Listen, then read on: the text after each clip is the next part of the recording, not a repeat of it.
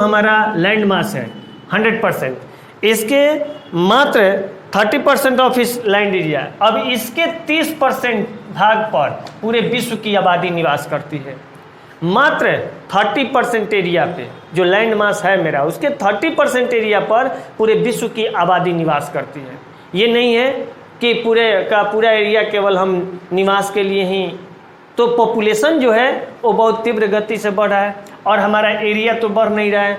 वो जितना है पूरे पृथ्वी का 30% एरिया है जो लैंड मास है, और उसी एरिया का, यानी अब इसको 100% ले लिए, अब इस 100% का 30% एरिया मात्र, आप सोच लीजिए, मात्र 30% टोटल लैंड मास के 30% एरिया पर ही पूरे विश्व की आबादी क्या करती है, 95% आबादी निवास करती है।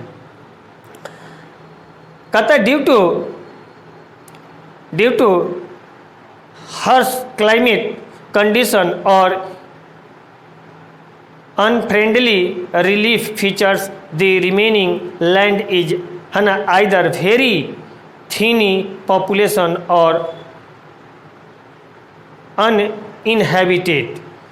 यानी कि कह रहा है कि इसका कारण क्या है भाई, तो इसका जो क्लाइमेटिक कंडीशन है ना, अनफ्रेंडली रिलीफ फीचर्स जो है, यानी इसके पीछे कारण क्या है, कारण है कि मात्र 100% के 30% इलाके को ही, एक इलाके पर ही पूरे विश्व की 95% आबादी जो है वो निवास करती है। इसके पीछे कारण क्या है, इसके पीछे कारण एक ही है कि वहाँ का क्लाइमेटिक कंडीशन, वहाँ का रिलीफ यानी कि रिलीफ फीचर्स, यानी कि वहाँ के स्वरूप, जो लैंड मास है उसका स्वरूप यानी ऊंचावट, वो कहीं ऊंचा कहीं नीचा, तो ये 95% लोग वहाँ निवास करते हैं जहाँ का रिलीफ फीचर जो है वो आपको पेनी प्लेन इलाका होता है, प्लेन वाला इलाका है, पेनी प्लेन वाला इलाका है, एलुवियल सॉइल का इलाका है जहाँ पे एलुवियल सॉइल पाए जाते हो, क्लाइमेटिक कंडीशन अच्छा हो,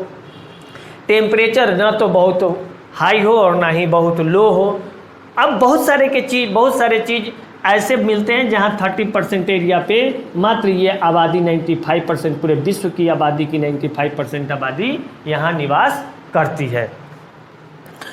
अब फिर हम लोग देखते हैं कि ये हमारा लैंड,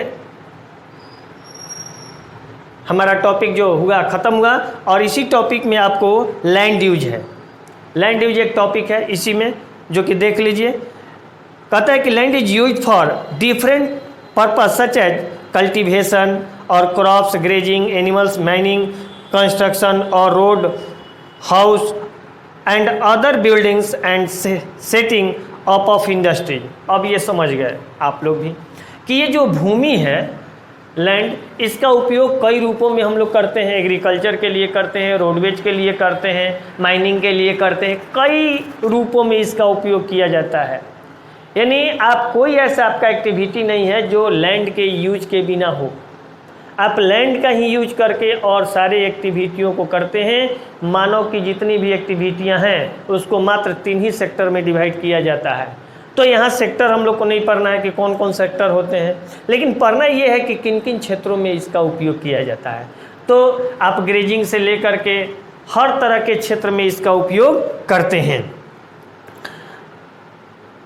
अब रहा इसका यूटिलाइजेशन जो होता है और जो प्रयोग होता है, हम लोग जो उपयोग करते हैं उसी को लैंड यूज कहा जाता है, जो है ना, जो कि depends upon different physical, economic and human factors, जो बहुत सारे कारकों पे डिपेंड होता है। मानवीय कारक जो हो गया, क्लाइमेटिक कंडीशन जो हो गया, है ना, डिफरेंट फिजिकल जो फीचर्स होते हैं उस पे हो गया, इन सभी चीज़ों पे हम उसका डिपेंड होता है कि किस रूप में उसका उपयोग करते हैं। तो मैदानी इलाका होगा तो निश्चित तौर पे वहाँ हम लोग एग्रीकल्चर का कार्य करते हैं, डिफरेंट टाइप ऑफ वर्क करते हैं, नहीं, रोडवेज का निर्माण इजी वे में हो जाता है, इंडस्ट्री इजी वे में स्थापित हो जाता है, नहीं, और वहाँ पे बिजनेस भी बहुत अच्छे होते हैं, वहाँ एयरपोर्ट भी बनते हैं, सारे चीज़ वहाँ पे क्या होते हैं, इजी वे में अवेलेबल हो जाते हैं। इसीलिए कहता है कि कुछ फैक्टर्स ऐसे होते हैं जो कि, है ना, some of these factors are soil, land and land tenures climate and technical knowledge of the people. लोगों का जो तकनीकी ज्ञान जो होता है, उस तकनीकी ज्ञान नहीं होने के कारण भी कुछ भूमि का उपयोग नहीं हो पाता है।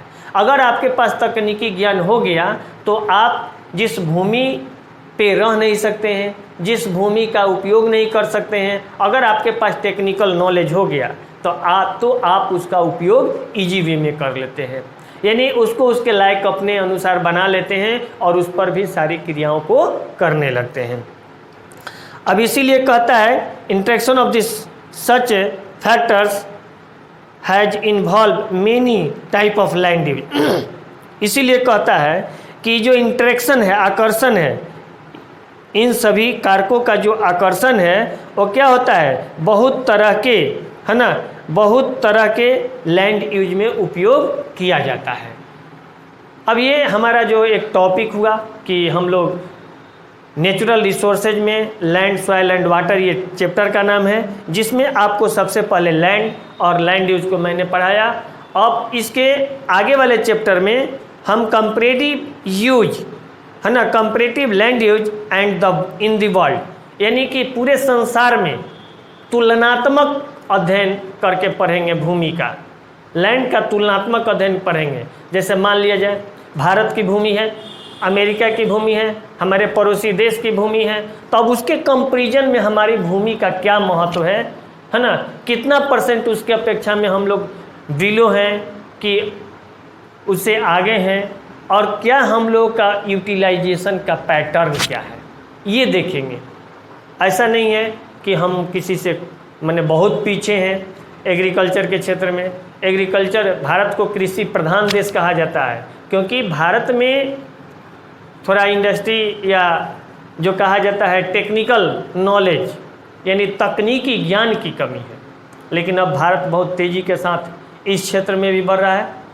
और इसी के साथ अब मैं अपने वीडियो को समाप्त कर रहा हूं और आप लोगों के लिए ये भेज रहा हूं, जिससे कि आप इसको सुन के पढ़ सकें, समझ सकें।